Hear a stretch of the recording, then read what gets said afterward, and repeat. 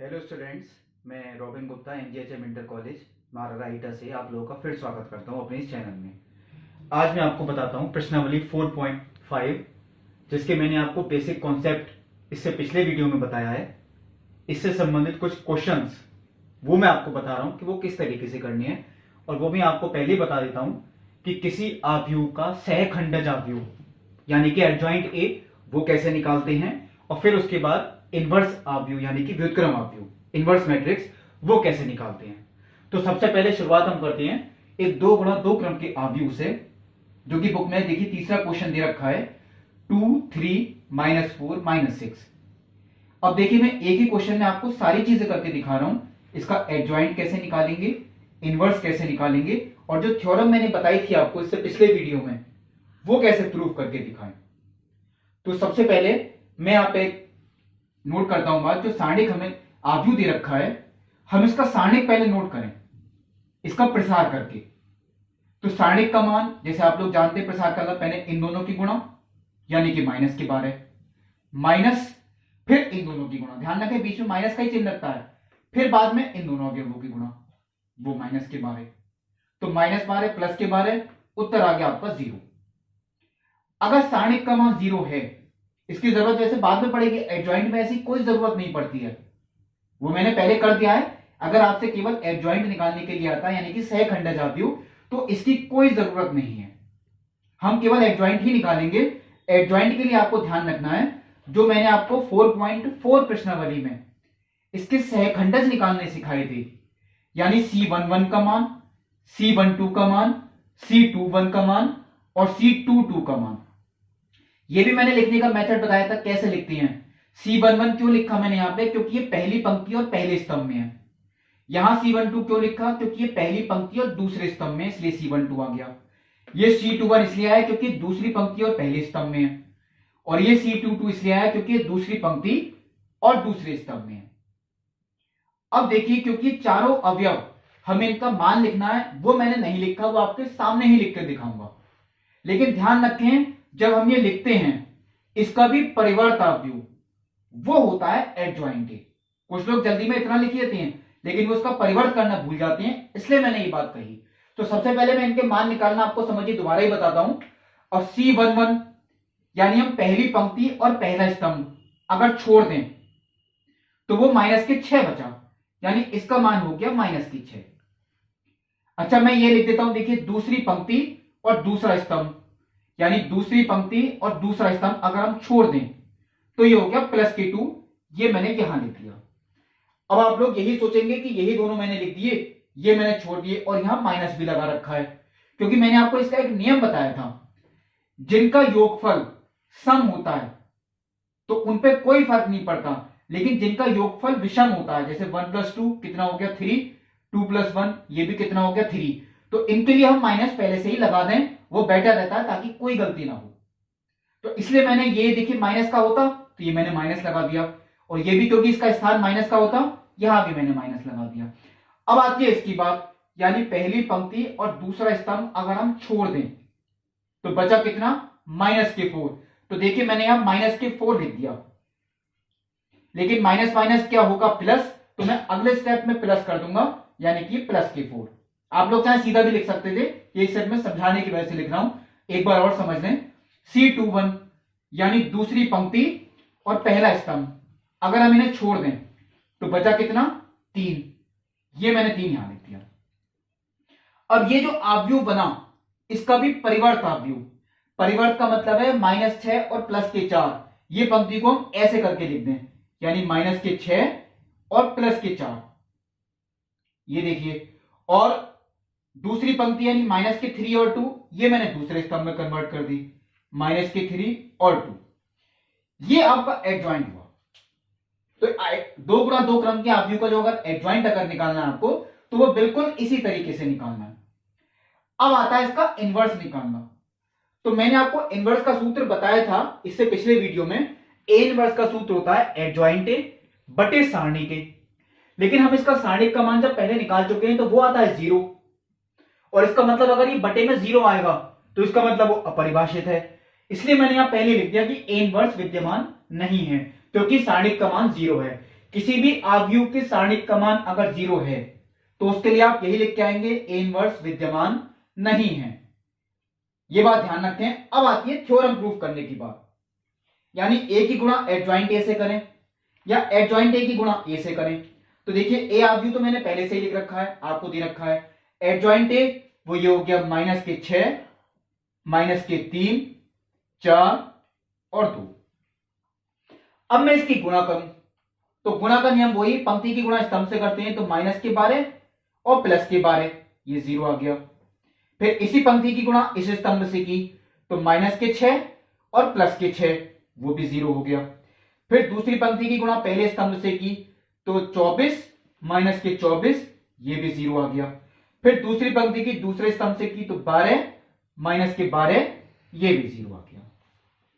ये कंप्लीट। अब आते हैं हम अगले स्टेप पे, यानी एडजॉइंट ए को पहले लिखें अब की बार। एडजॉइंट ए यानी कि ये -6 -3 4 और 2, और ए अब की बार बाद में लिखना है तो मैंने पहले से ही लिख रखा है। पहले ए पहले था, अब की बार ए बाद में है। अब मैं अगर इनकी गुणा करूं तो -12 +12 ये 0 हो गया। फिर -18 +18 ये भी 0 हो गया। 8 -8 ये भी 0, और लास्ट में 12 -12 ये भी 0 हो गया। तो a इंटू एडजॉइंट ए ये एक शून्य आव्यूह आया। एडजॉइंट ए की a से गुणा करी ये भी एक शून्य आव्यूह आ गया। लास्ट में आता है सारणिक a, और इसकी गुणा हमें करनी है i से। तो सारणिक का मान 0 है और शून्य की गुणा हमें इकाई आव्यूह से करनी है। तो शून्य की गुणा हम किसी भी संख्या से करेंगे तो उसका उत्तर कितना आता है 0, यानी इन दोनों की गुणा अगर मैं करता हूं तो 0 × 1 वो 0 हो गया, 0 × 0 सब जगह 0 ही आएगा, यानी ये भी यही आया। और यही थ्योरम प्रूव करनी है कि a into adjoint A into A और सारणिक a यानी determinant of a into I तीनों का मान वो बराबर आना चाहिए। यह आपका प्रूफ हो गया। लेकिन ये आपको तभी करना है अगर आपसे किसी क्वेश्चन में प्रूव करवाते हैं कि a into adjoint A into A और determinant of a into I ये तीनों प्रूव करके दिखाएं कि बराबर है। तो वो तभी कर सकते हैं जब आप एडजॉइंट ए निकाल लें। तो मेन चीज तो आपके एडजॉइंट निकालना ही सीखना है। इनवर्स भी क्योंकि इस पर डिपेंड है और ये थ्योरम भी इस पर डिपेंड है। अब आता है 3 × 3 क्रम का क्वेश्चन, जो कि मैंने इधर लिखा क्वेश्चन नंबर 9। बहुत से क्वेश्चन है ऐसे, आप खुद देख सकते हैं, 3 से लेके शायद 10 या 11 तक है। मैंने 9 क्वेश्चन लिखा है। तो सबसे पहले मैंने इसका प्रसार करके लिखा सारणिक, जैसे इधर लिखा था। तो सारणिक का प्रसार मैंने पंक्ति के अनुदेशी कर दिया, 2 लिया तो -1 -0, फिर -1 तो 4 -0 और +3 तो 8 -7। जब इसे सॉल्व करते हैं तो -2 -4 -6 और +3 यानी वो -3 आता है। अब ये देखिए 0 नहीं आ रहा, यानी इसका इनवर्स विद्यमान है, वो निकालना सीखना है कैसे। लेकिन उससे पहले आप एडजॉइंट बहुत ध्यान से सीखना है। इनवर्स में इतनी प्रॉब्लम पड़ेगी नहीं अगर आपने एडजॉइंट सही निकाला है, क्योंकि इनवर्स का फॉर्मूला तो यही है, एडजॉइंट ए बटे सारणिक ए। तो सारणिक का मान -3 था तो बटे में -3 आता, तो मैंने पहले लिख के छोड़ दिया -1/3। ये चीज केवल सीखनी है आपको। उसके लिए आप ये पहले बिल्कुल सही नोट करें, जैसे मैंने यहां लिखा था, देखिए 1 1 1 2 1 3, क्योंकि ये पहली पंक्ति थी, पहला स्तंभ दूसरा स्तंभ तीसरा स्तंभ। अब ये देखिए दूसरी पंक्ति है तो यहाँ 2 आ गया, ये पहला स्तंभ ये दूसरा स्तंभ ये तीसरा स्तंभ। फिर तीसरी पंक्ति के लिए तो देखिए 3 आ गया, पहला स्तंभ दूसरा स्तंभ और तीसरा स्तंभ। इसका भी परिवर्त वो जब सही कर लेंगे तो पहले तो यही चीज लिखनी है, बाद में परिवर्त करना है। अब मैंने देखी कुछ जगह यहां माइनस पहले से लगा रखा है, वो इसलिए मैंने कहा था जिनका योगफल विषम होता है और वो यही चारों होते हैं बीच वाले, विकर्ण वाला कोई नहीं होता। इनका सबका देखिए योगफल सम है, 1 और 1 2, 2 और 2 4, 3 और 3 6, 1 और 3 4, 3 और 1 4, केवल यही चारों। या आप पहले से ही माइनस लगा के छोड़ दें, कभी गलती होगी ही नहीं। अब मैं आपको निकालना सिखाता हूं देखिए इसके लिए, यानी पहली पंक्ति पहला स्तंभ आप छोड़ दें बिल्कुल, तो आपके ये चारों बचे। तो इसका मान निकालने के लिए पहले n की गुणा -1 और -0, तो -1 और -0 वो -1 ही बचा, ये मैंने यहां लिख दिया। अब आता है दूसरे वाले के लिए, यानी इसका मतलब हमने इसे छोड़ दिया और इस वाले स्तंभ को छोड़ दिया, ये चारों बचे आपके।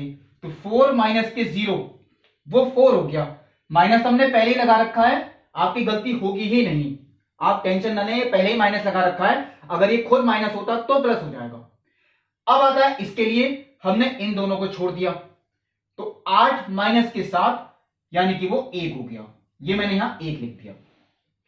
अब आता है इस वाले के लिए, मैंने इस पंक्ति को छोड़ा और इस स्तंभ को छोड़ा, तो यानी ये चारों होते हैं। तो 1 माइनस के 6, 1 माइनस के 6 माइनस के 5। आपके सामने देखिए मैं माइनस के 5 ही लिख रहा हूं, बाहर वाला मैंने अभी सही करके नहीं लिखा। आप लोग चाहे सीधा कर सकते हैं प्लस के 5, ये मैंने समझाने की वजह से लिखा। बीच वाले अवयव के लिए यानी यहां के लिए मैंने इसे छोड़ दिया और इसे छोड़ दिया। 2 3 माइनस 7 1, तो 2 माइनस माइनस के 21, 2 माइनस माइनस के 21, तो 2 प्लस 21 यानी कि वो हो गया 23।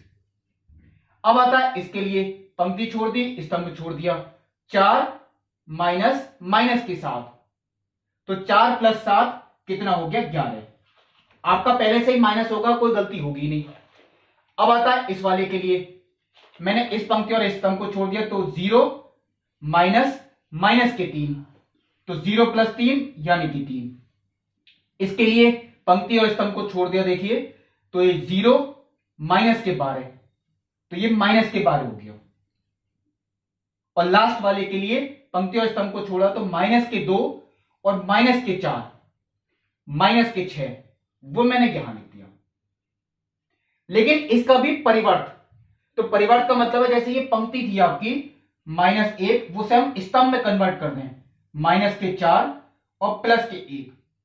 जो दूसरी पंक्ति थी तो देखिए ये 5 प्लस के हो गए 23 और माइनस के 11। अब आती है तीसरी पंक्ति, वो तीसरे स्तंभ में कन्वर्ट हो गया, यानी 3 12 और माइनस के 6। ये आपका एडजॉइंटिव हुआ 3 गुणा 3 क्रम का। ये बिल्कुल ठीक क्या है परिवर्त करने के बाद। अब आता है ए इनवर्स निकालना। तो ए इनवर्स का सूत्र है एडजॉइंटिव बटे सारणिक के। तो मैंने सारणिक का मान तो पहले लगा दिया माइनस के 3, तो माइनस के 1/3 बाहर लिख के छोड़ दिया। एडजॉइंटिव यानी कि -1 5 3 माइनस के 4 23 12 1 माइनस के 11 और माइनस के 6। ये देखिए ए इनवर्स हुआ। अब मैं बताता हूं यही थ्योरम प्रूव करना। तो मैंने थ्योरम के लिए देखिए पहले ए तो लिख ही रखा है, एडजॉइंट ए का मान मैं आपके सामने लिखता हूं माइनस के 1 5। अब देखिए इससे कोई गलती भी होगी तो यहां गलती पता लग जाएगी कि ए एडजॉइंट निकालने में आपने गलती तो नहीं की कोई, ये यहां से ही कंफर्म हो जाएगी। 1 माइनस के 11 और माइनस के 6। अब मैं करता हूं गुणा, तो ये पहले पंक्ति की गुणा स्तंभ से ही होगी, तो माइनस के 2 माइनस के 4 माइनस के 6 और प्लस के 3 यानी माइनस के 3। फिर इस पंक्ति की गुणा स्तंभ से की, तो 10 प्लस 23 33 माइनस के 33 यानी कि 0। फिर पंक्ति की गुणा इससे की, तो 6 प्लस 12 18 18 माइनस 18 यानी कि 0। अब आती है दूसरी पंक्ति की गुणा, तो माइनस के 4 प्लस के 4 0 और प्लस 0 यानी कि 0। फिर दूसरी पंक्ति की दूसरे स्तंभ से 20 माइनस के 23 और प्लस के 0।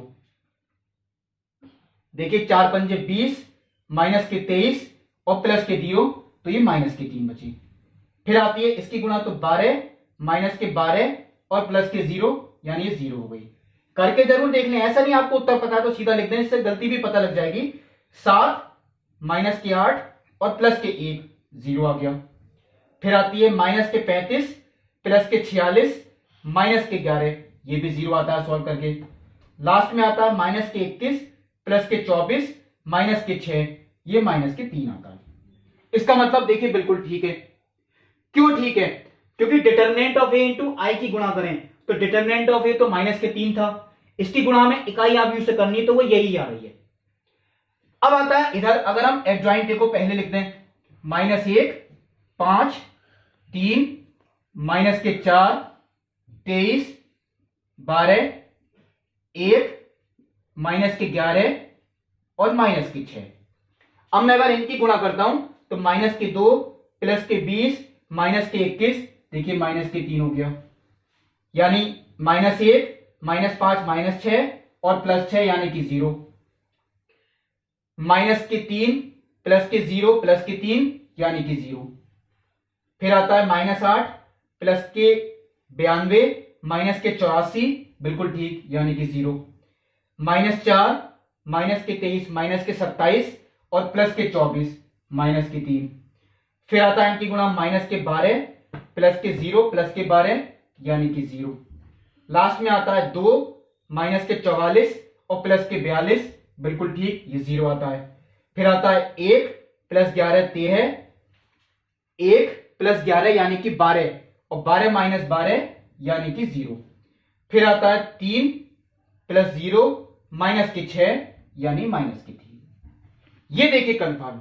लेकिन ध्यान रखें, आपको जिसमें ए इनवर्स निकालना है तो केवल ए इनवर्स ही निकालें, ये चीज नहीं प्रूव करके दिखाएं। ये चीज जिस क्वेश्चन में लिख के आएगी कि ये भी प्रूव करके दिखाएं, ए into adjoint A into A और डिटर्मिनेंट ऑफ ए इंटू आई, तभी करके दिखाएं। मैंने आपको एक ही क्वेश्चन में सारी चीजें करके दिखाई, 3 गुणा 3 वाले में भी और 2 गुणा 2 वाले में भी। अब बाकी के क्वेश्चंस कुछ इसमें और भी हैं जो मैं आपको अगली वीडियो में बताऊंगा। तब तक के लिए नमस्कार।